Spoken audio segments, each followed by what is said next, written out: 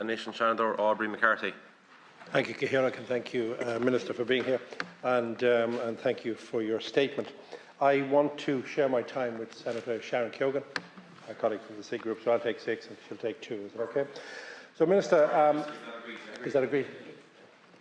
Minister, we're having this discussion, according to your statement, at a time where we're surrounded by a lot of uncertainty, and as you've mentioned, the Straits of Hormuz, etc., and global energy is certainly going through shockwaves.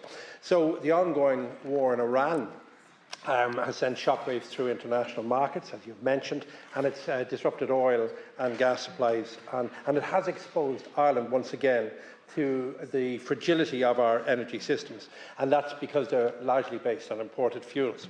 Across Europe and also here in Ireland, we're feeling the consequences in rising prices, economic hardships and growing anxiety about the future. I myself have a haulage business, so I know every week we're looking at the diesel prices and how are we able to absorb it, or can we let our customers know we can't absorb it and then increase the prices of an already fixed price? So we've changed even the way we're charging. So this isn't just an ordinary energy crisis. I think it is a security crisis, and that's why I'm delighted to see in your statement you're saying we're secure, energy is secure in Ireland.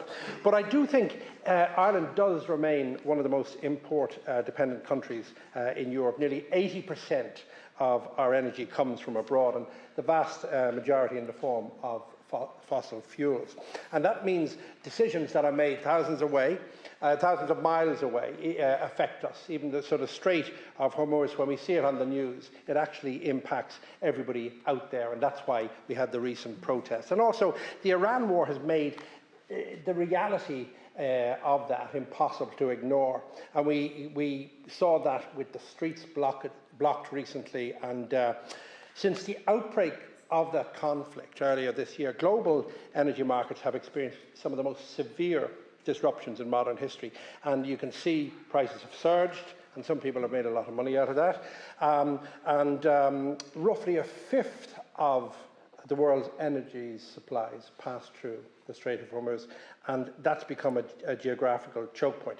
But here in Ireland, the effects have become immediate, and fuel costs have risen sharply.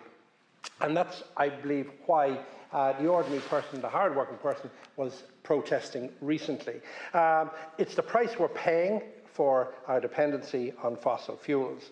And when our energy system relies on imports, we're definitely not in control. And I know that's not the government's fault, but it is something we can do as a government to change. But I do think, even in your statement, there's an opportunity here.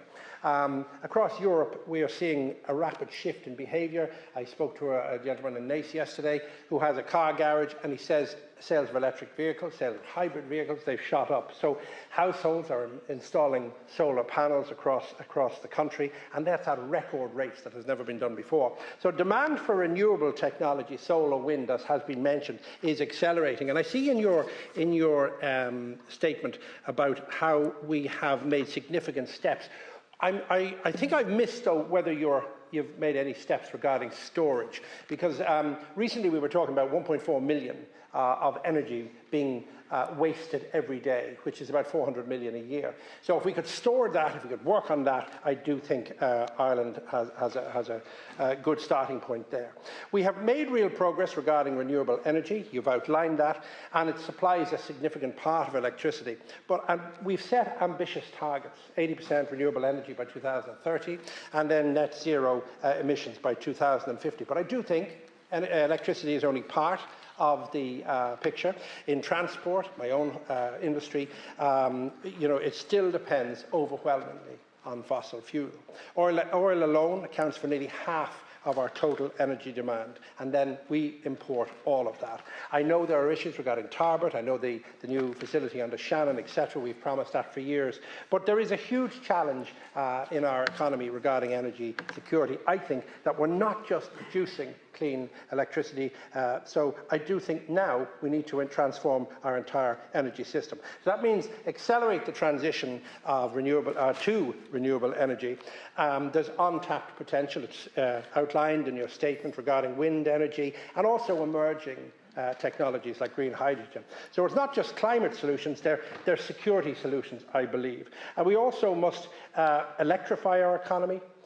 Even regarding, as I said, the haulage industry, shift away from oil, shift away from gas, and towards electricity powered by renewables. And that means investing in electric vehicles, modern infrastructure, but there must be supports for ordinary businesses in that as well. And finally, we need to strengthen our energy resilience.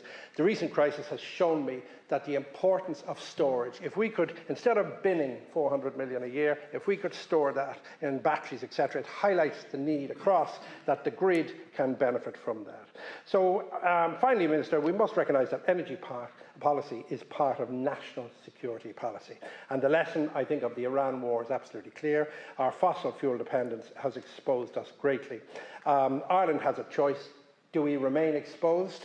Do we remain reliant on imports of fossil fuels, or do we act decisively? Thank you, Minister.